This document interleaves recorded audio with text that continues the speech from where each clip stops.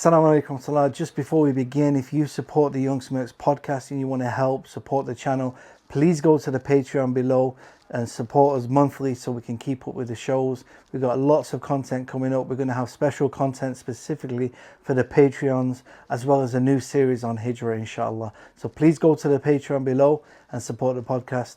Assalamu alaikum warahmatullah. إنك لا تهدي من أحببت ولكن الله يهدي من يشاء. Bismillahir Rahmanir Rahim. Alhamdulillahi Rabbil Alameen. Wa salatu wa salam Rasulillah. Assalamu alaikum warahmatullah. Welcome to the Young Smirks podcast. I'm here with my main man, Johnny Fontaine. Sheikh Abu Usamah. Assalamu alaikum, Sheikh. Wa alaikum salam wa rahmatullahi wa barakatuh. Before we begin, Yeah. Jay Fontaine, I want to let you know, as Allah is my witness, from the time that we met until this moment right now, nothing but love for you, Fontaine, and nothing but support for your podcast and what you do, because you keep it simple and you keep it clear for the people. And at the end of the day, I know what you're trying to do is to disseminate authenticity to our community.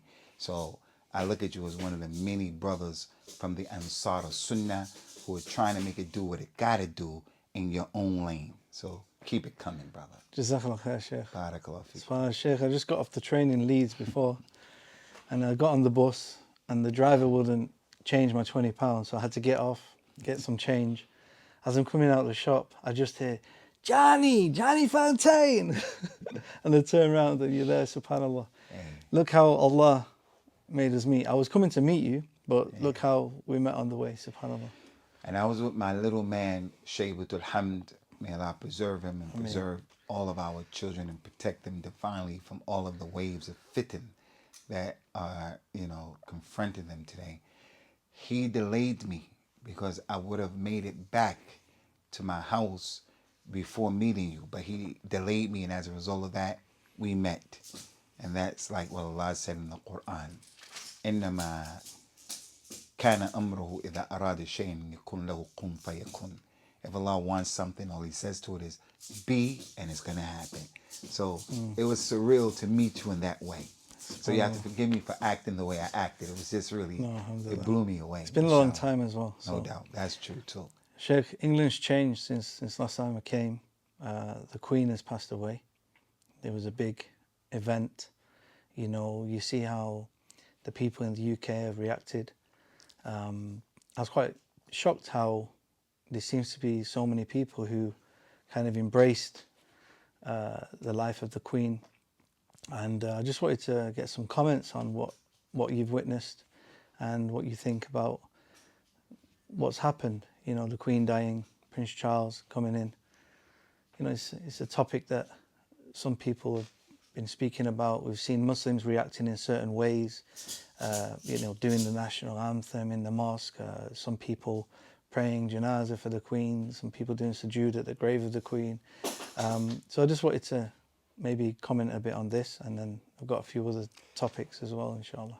Yeah, I've given a number of khutbahs about this issue and lessons since it happened, using my voice and my platform to call to a tawheed, to call to the importance of al-wala wa bara. And I bring to your attention and the attention to those who are listening that in the very first khutbah that I gave for 2022, the topic was al-wala wal bara, the importance of al-wala wal bara. And this was before the Queen died, because one of the problems with these political Muslim groups is that when opportunities present themselves, you see them trying to take advantage of the opportunity to best serve their personal interests. We have that with YouTubers and things like that, but knowing that we're dealing with a lot of fitna and drama, that was the first khutbah. So I have a number of khutbahs and kalimat and statements that people can always refer back to, that we try to stay consistent with what the religion is saying. But just to comment on this, for me, I was blown away, John Fontaine. I was blown away. I think that I'm still learning. I'm 60 years old, but I don't know everything. I'm still a work in progress. I was shocked that there were Muslims here who don't know whether they are British first or whether they are Muslims first. And as Muslims, we don't have to apologize and acquiesce about what our religion is saying and dictates of our deen. So I was really shocked, to say the least, at how people went to the extremes in order to show that they're British, to do things that compromise the religion, making dua for the people who have died on kufr and shirk, making dua and asking Allah to put into the Jannah a person who is the representative of the Church of England. And the Church of England, that's kufr. لَقَدْ كَفَرَ الَّذِينَ قَالُوا إِنَّ اللَّهَ ثَالِثُ الثَّلَاثَةِ. Verily they are disbelievers, those who say Allah is one of three. One of three. So the things that I saw just blew me away. And at first I was getting upset, getting uptight. And then I realized there are nuances that are going on here that I wasn't aware of. So let me fall back to the black and just try to get a grip on my own emotions so that I don't say anything that will be inflammatory, incendiary against the deen. But I'm shocked. Another thing, since that happened with the Queen, every single week there has been another challenge. Every single week there's been another challenge. And there'll continue to be challenges, inshallah, because that's the nature of fitna.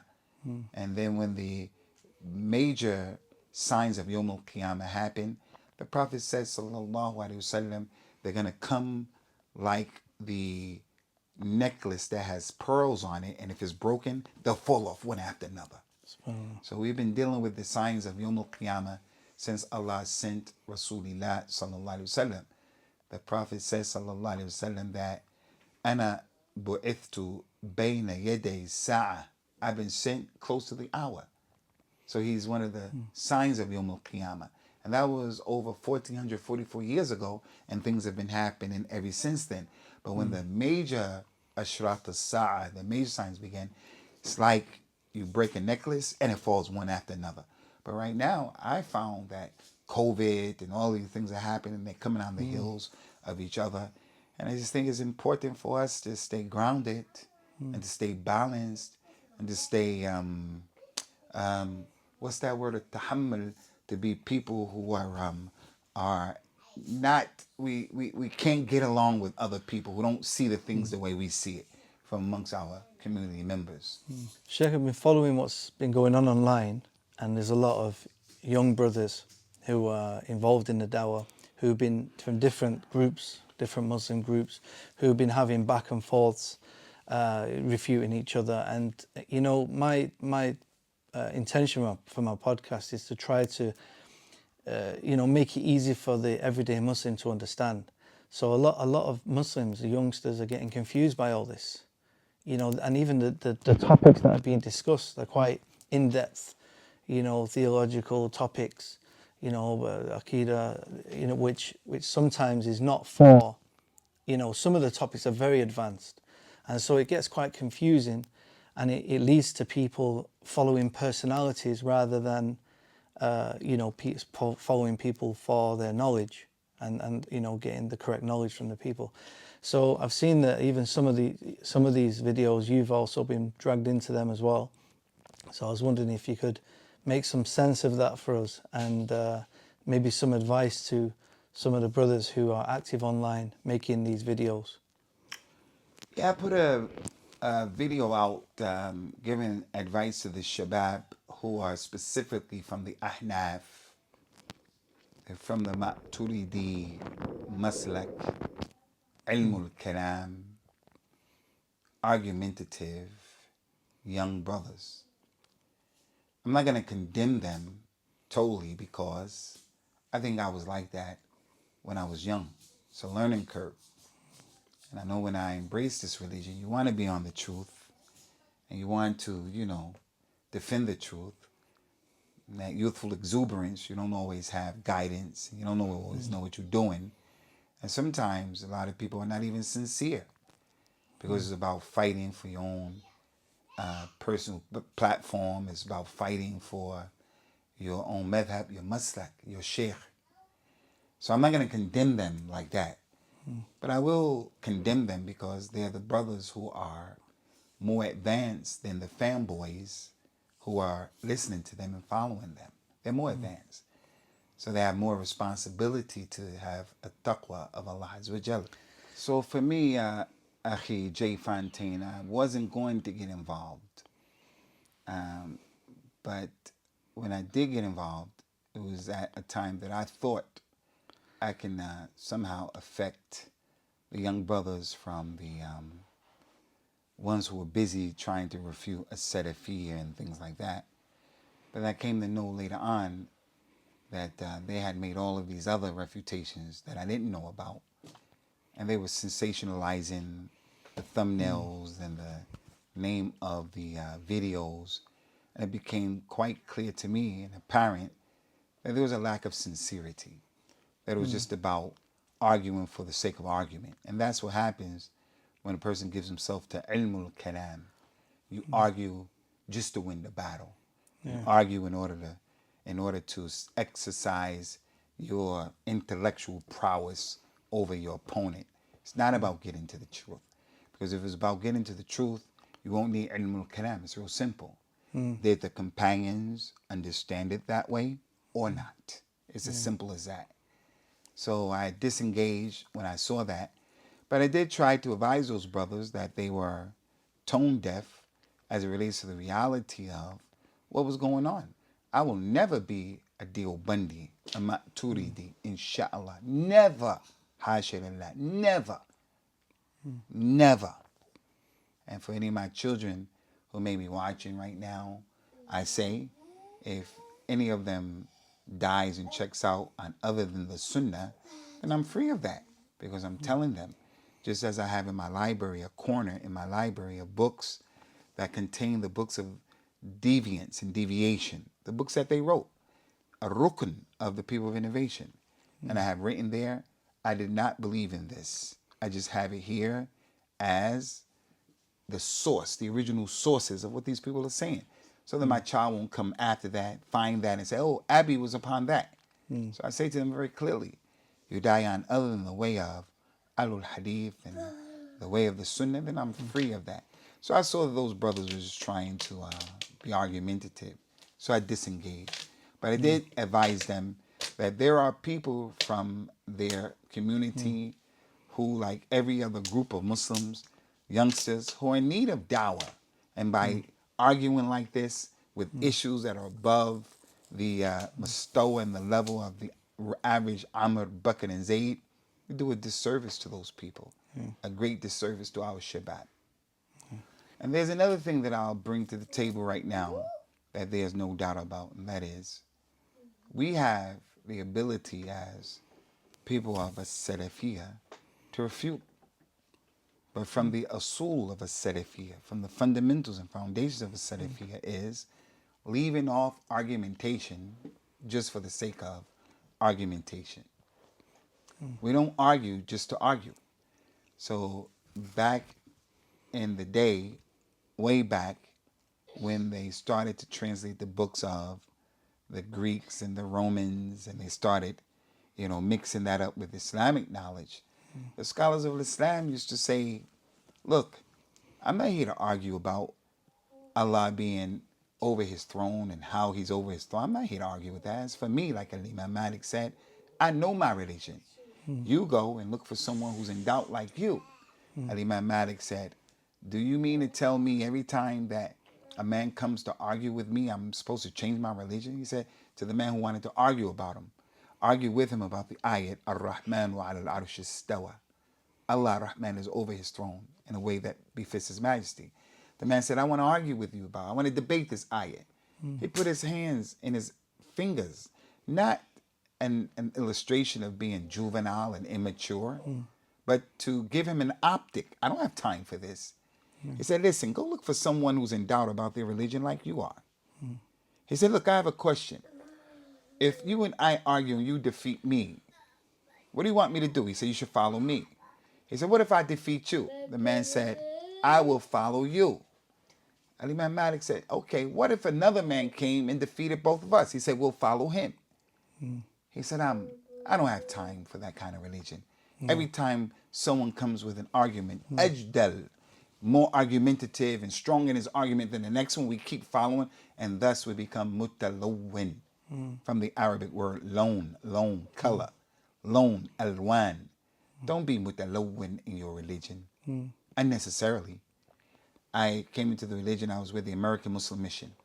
I left them, I went to Jamaat Tabligh. So that's talawwin. I changed my colors, but I'm looking for the truth. And after Jamaat Tabligh, I got on Salafi, alhamdulillah. But mutalawwin meaning something you see today as being haram, you see it tomorrow as being halal, and there's no clear text that made you make that change. So the point is, we have the ability to argue back, but we don't argue back with them. We leave them because we know that stuff is going to Afwan, Jay Fontaine. That stuff is going to die out, which brings me to this other issue, and I'm sorry for cutting you off because I know it's your podcast. We have an Arabic Sheikh here in the UK.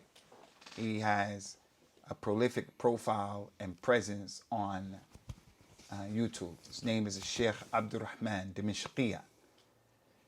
Sheikh Abdurrahman, hafidhullah wa ra'ahu, by himself, is more than enough as a formidable foe and opponent to these people. And he tried to give them knowledge, he tried to give them advice, and he tried to deal with them. But their way of knowledge and dawa and refuting was so outrageous and so unacceptable that even he disengaged. You have to disengage, because if you were to continue to argue with people like that, then something is wrong with you.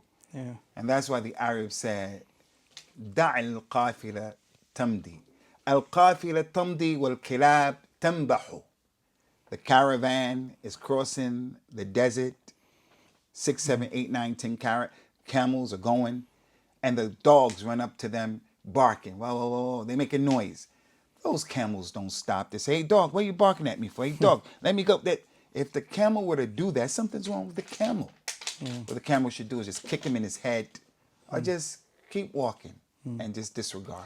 You know, Sheikh Damashqiyya said something very profound. He said, look, you know, we're arguing about the debating and all these topics.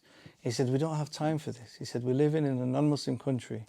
You know, there's many non-Muslims, Christians, you know, atheists. They've not heard the message of Islam. He said, we need to put our efforts more into that. And, you know, we have non-Muslim family, both of us. And you know how it is. You know, a lot of these people have never heard the message. But the Muslims it's like two extremes, you know. Some are just busying themselves only in that refutation, and some are saying there's no refutation. You know, you need to find that good balance. And I have to say this and interject here, make this comment, that this is not something that those brothers who are from the Deoband Maslak, only they have a monopoly on that. No, it's from Salafi people too. This hardcore ajah with tajrih is the same thing.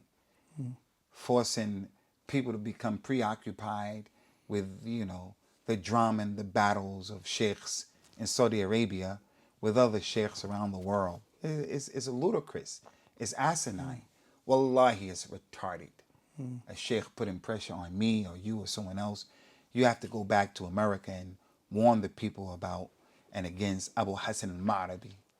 That happened to me personally. A sheikh told me that from the leaders of this dawa. Well, he's the leader. Told me I have to. And I told him I'm not going back to America talking to my mother, who's the real queen, Miss Mamie Starr. May Allah guide my mother, the queen, to al-Islam. I'm not going back telling her about Abu Hassan al-Ma'rabi. What kind of absurdity is that? So it's just not for this situation with these Deobandi brothers who's supposed to be on the Sunnah the same way, arguing about issues that are لا تحتمل هذه المسائل. It's not okay. It's a big problem. A few days ago, Yusuf al-Qaradawi passed away. He's a famous sheikh from Egypt originally, and there's been mixed responses online from the Muslims, on how to deal with his passing.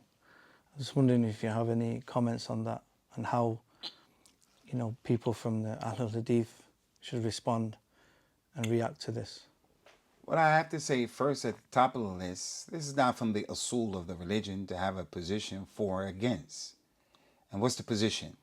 Should we make a tarahum and ask Allah to have rahmah upon him, or should we be happy for his death and make the ibraz and publicize that? Allah didn't make that from the usul of the religion. If you don't do this and you don't do that, there's no mu'akhadha and no blame on you. When Munkar and Nakir comes to us in our grave, they ask us, who's your Lord? What's your deen? What did you have to say about that man? Sallallahu Alaihi Wasallam. They're not going to ask anybody, what did you have to say about a Sheikh, Yusuf al-Qaradawi, rahmatullahi alayhi, and this issue? Sad to say, Akhi, I remember there was a Sheikh from Medina who's embroiled in Fitna now from his own, I guess what goes around comes around type thing. But he tried to show people who are on a Salafiyah that you will be asked about some of these things. And he was criticizing a good Sheikh of Medina, a Sheikh Ibrahim al-Ruhaili, Hafidhullah Ta'ala, who said, you won't be asked about these issues. So you don't have to have opinions about these things. So that's the first thing. Second of all, we have to be balanced. Those people who want to have rahmah on them and make a tarahum, they have dalil. And those people who want to become happy at what had happened, that he died, his death, that musibah, inna lillahi wa inna ilayhi raji'un, they have dalil. Why do we have to be so polarized and so extreme in our opinions? We don't have any tolerance of the other opinion when the other opinion has a dalil. So our ulama, for me anyway, when I first became a Muslim, the ulama that I know, al-Imam al-Albani and Sheikh ibn Baz and Sheikh ibn Uthaymeen, Sheikh Muqbil rahmatullah alayhim wa amthalahum, they were gentle and they were easy in issues like this. The Gulf War, should they make isti'ana and bring the kuffar and to help them, or is that non-permissible? They had difference of opinion, but they didn't make tabdir and say, you didn't take my position, you're mubtadi. I get mad at you. You mumayyir. You don't know the minhaj as-salafi. You don't know Islam. They were not like that. So I would say, as it relates to this, second thing is, look at the major scholars of al-Islam, the major scholars who have been on the scene for some time, and they're known for their rahmah and their ra'fa and their knowledge and their salaba and the deen. Like a Sheikh Abdul Muhsin al-Abbad, for an example. The third thing that I would say is, for me, brother, my nafs doesn't allow me to be rough and tough as it relates to a Sheikh Yusuf al-Qaradawi. I reject categorically his minhaj, the jama'at that he was with, the Ikhwan al-Muslimin, our scourge on our ummah. It is a political group, a group that is Almani, even secularist group, dressed in a thobe of the deen. From them are some people who have knowledge. From them are some people who have good akhlaq and so forth and so on. They're sincere. But as a minhaj, it's a problem. And anyone who has an iota knowledge of al-Islam, if he were to come to know about what a Sheikh Yusuf al-Qaradawi's positions were in aqidah, his positions in fiqh, his positions in politics, I mean, it's nowhere in the world, in your right mind, you can describe him as I've seen some people describing him as being a mujaddid. If that's the mujaddid in al-Islam, then al-Islam is in trouble. And this is the problem of going overboard in our love and our hate for each other. What I can, for me, I know that I'm a human being that has mistakes. I'm a human being who has children. I'm a human being who has a dire need for Allah's rahmah in the dunya before the akhirah. And that the Prophet told the people, sallallahu alaihi wasallam, irhamu man fil ard yarhamkum man fis sama. Have mercy upon those who are in the earth, and the one who is over the heavens in a way that befits his majesty will have mercy upon you. He made a lot of mistakes. But then the Prophet says, sallallahu alaihi wasallam, من قال لا إله إلا الله نفعته يوم من دهره. Anyone who says La ilaha illallah, it's going to benefit him one day. If he has to go to the hellfire, he's going to come out of the hellfire. He's our Muslim brother. والذين جاءوا من بعدهم يقولون ربنا اغفر لنا ولإخواننا الذين سبقونا بالإيمان ولا تجعل في قلوبنا غلا للذين آمنوا. Oh our Lord, forgive us first. Always you make dua for yourself first.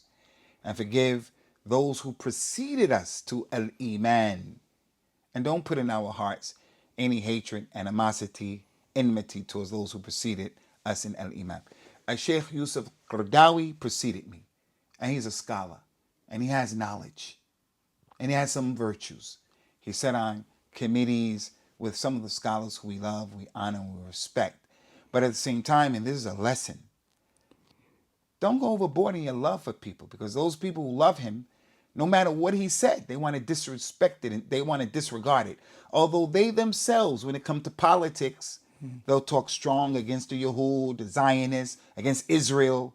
But he took positions that are baffling, that were pro-Israeli, pro-Zionist. And it is clear that that's what he did. But they'll come and try to, explain it away. And that's what al-Ghulu does to its ashab. So we have to be balanced. It's a tough situation, akhi. We're living in a time of fitna, and we just have to ask Allah for thabat to establish. Ya Allahumma ma ya muqallib al-qulub thabbit qalbi ala dinik. Establish me on your religion, because this is the time when the hearts are. The man wakes up in the morning as a believer, goes to sleep as a non-Muslim.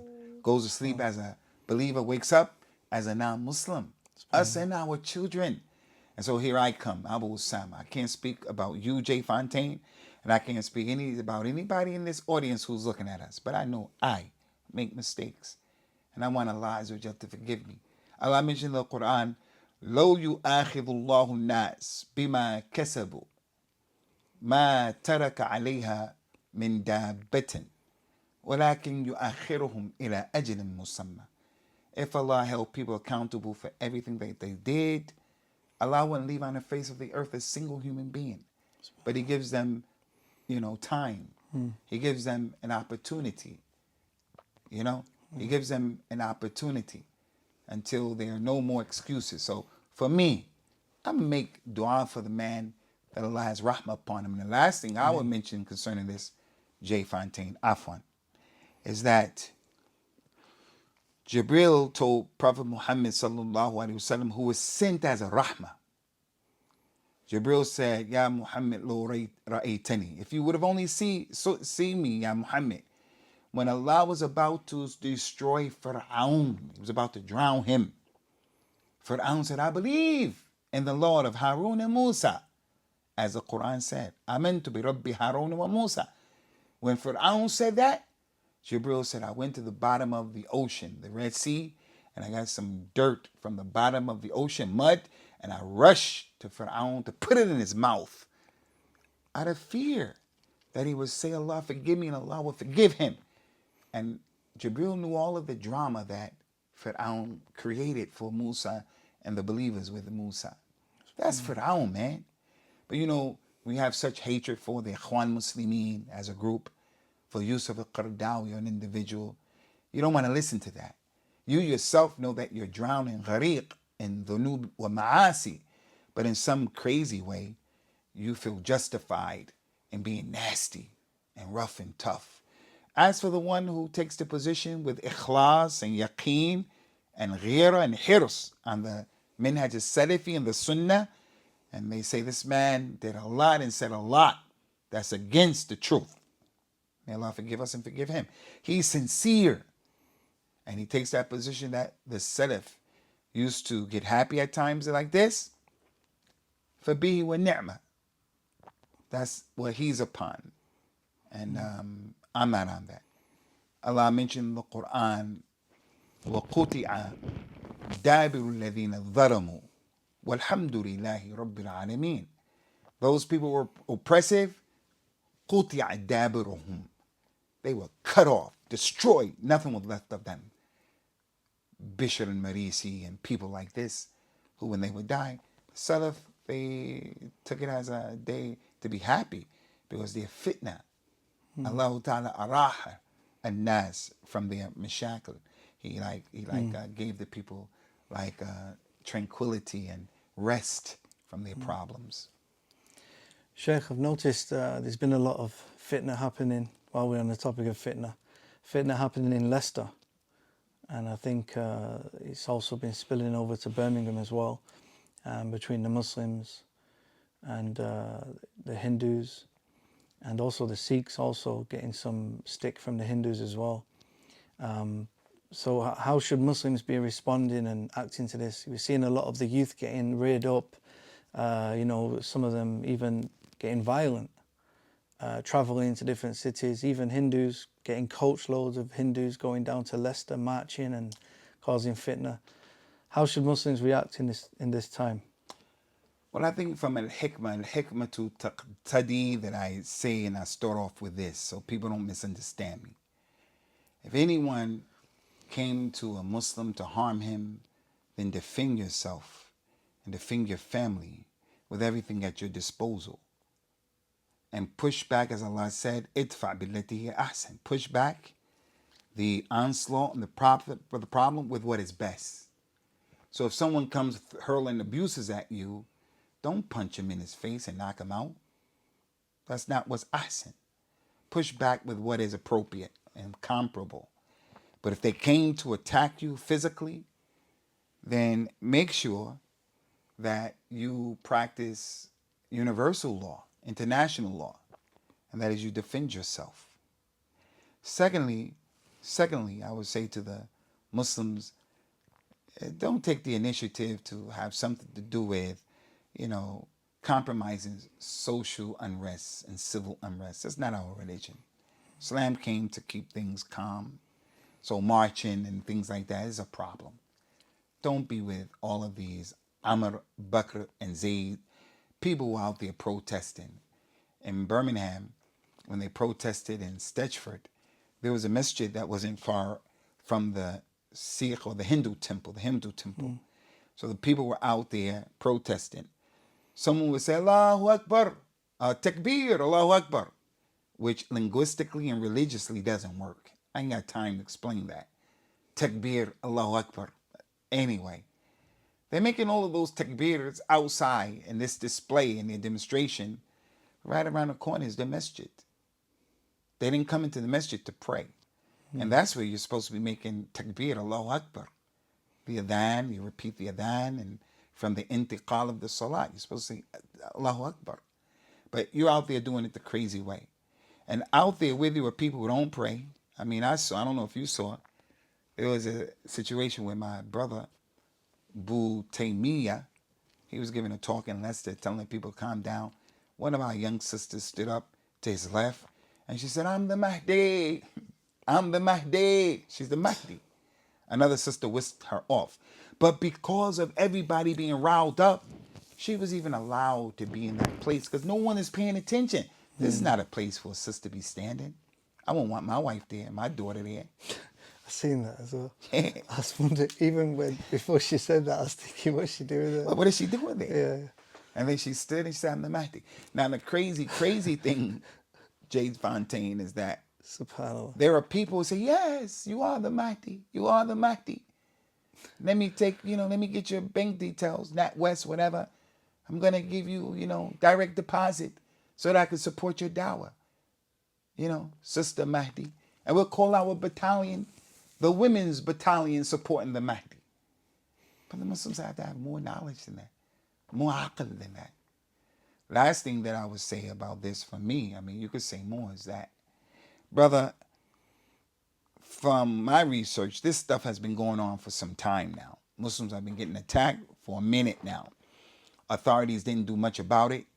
And then they took the affairs in their own hands. And that's because, and this is important, our community, our religion, we're synonymous with, we're a security threat here.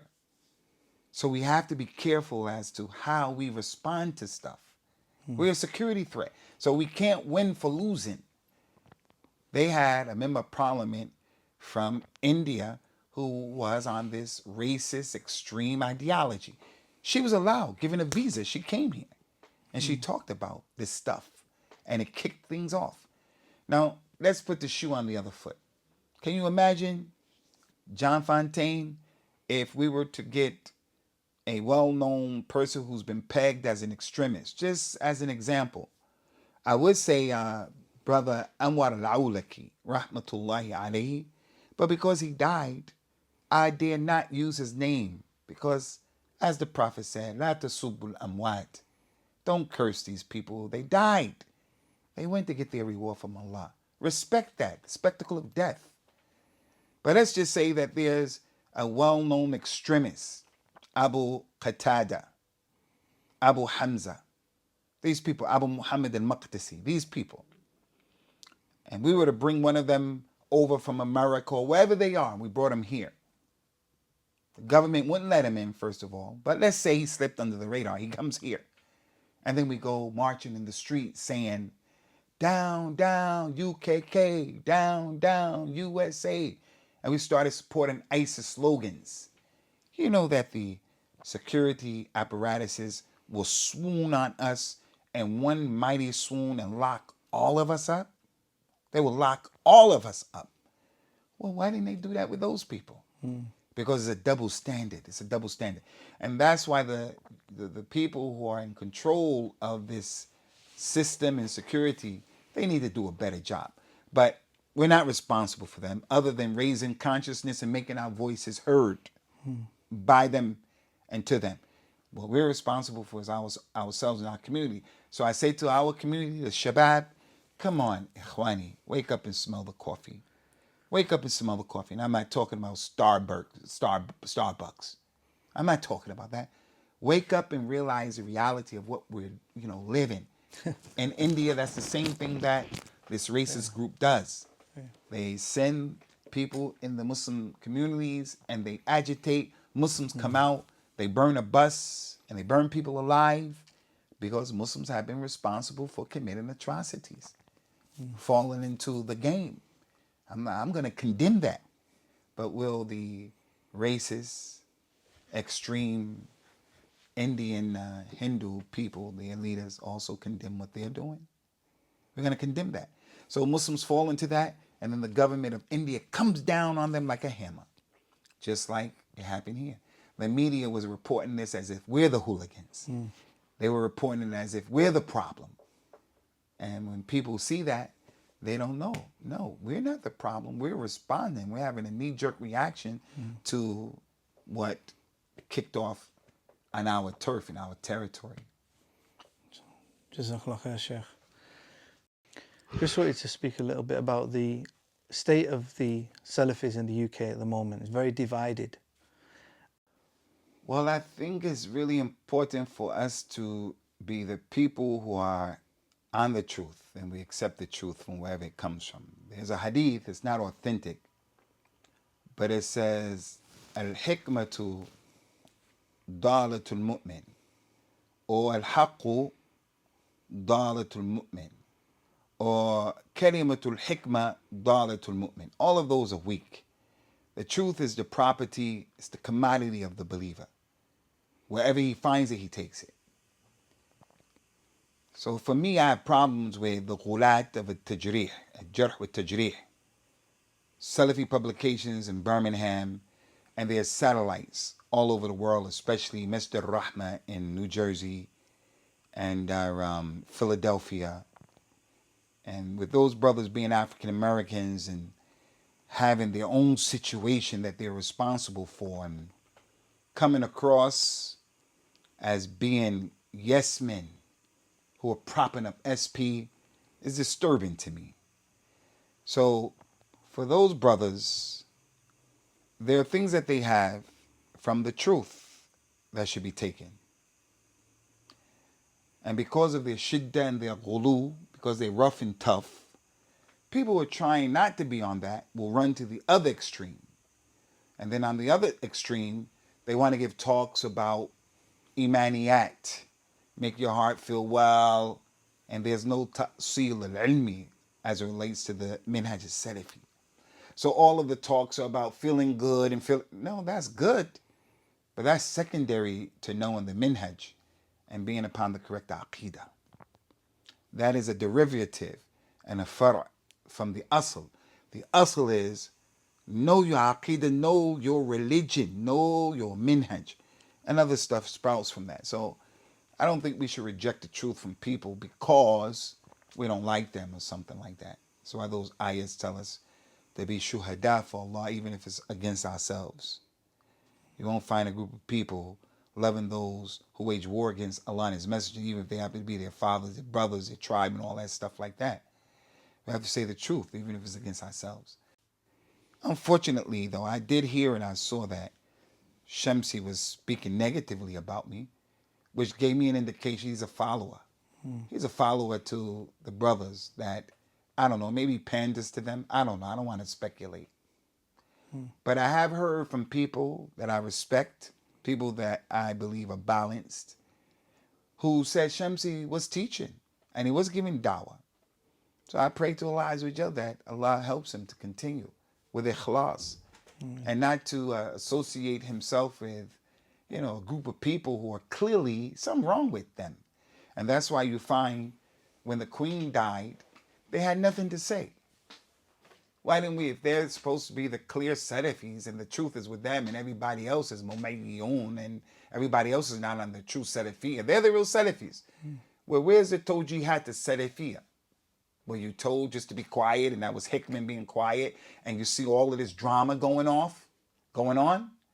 One of the masjids in London, Regent's Park Masjid, that masjid did some things that were not praiseworthy when the Queen died. Having children sing God Bless the King and all of that. But we know that masjid who is backed by and who is sponsored by, we don't see those brothers making any inkar about that. I make inkar on that. Why I make inkar on that? Because I'm not on Saudi centrism. Salafiyya doesn't mean that I have to be with a group or with a person. A Salafi is an ideology. And I believe that those brothers have been told, Allah knows best, you did your job. You've divided the Salafis all over the globe. Not just in the UK and in America, but in the Arab world, Libya, everywhere. You guys, you brothers, have done your job. You made tafriq of the sufuf of the Salafis all over the world. And now be quiet. Take it easy.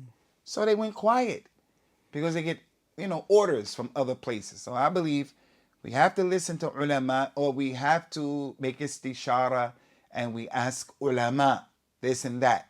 But we have to have enough common sense not to superimpose upon ourselves the whims and desires of scholars of different countries. Because some people say, oh, that's sacrilegious what you're saying, scholars. How you're talking bad about the scholars. But then the Prophet says, sallallahu alaihi wasallam, he feared scholars who were astray. There's scholars who are astray. I'm not making that up. There's scholars who are astray. Scholars who have a vested interest and a political interest to use us. The Ikhwan al-Muslimin with this situation with Yusuf al-Qaradawi, rahmatullah alayhi, they've been called a terrorist group. I don't believe they're a terrorist group myself. ICNA and ISNA in America, Jamaat al-Islami here in the UK, they're not a terrorist group. What are you talking about? But because one country designates that ruling, everybody has to follow. I don't believe that.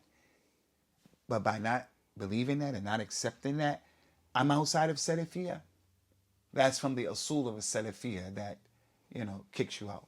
So just to, make it more simplified, I think that we need to take it back to basics, man. Take it back to the time that it was when we had our major scholars here, not this nonsense that came up after. The stuff that we have now, problems. I mean, it's just problems, which will give us an example and an indication of the No'iyah and the weightiness and the worth of those jibal of knowledge. Al-Imam al-Albani, Sheikh ibn Baz, Sheikh ibn Uthaymeen, and Sheikh Muqbil. And then what we have now, where people are using us to make the tahqiq of their own ahdaf and their own aqrad. When the thing happened with the Gulf War, And Sheikh al-Albani said, we shouldn't make isti'ana with the kuffar. And the Sheikh ibn Baz and those scholars of Saudi Arabia said, we're going to make isti'ana with the Americans against Saddam Hussein.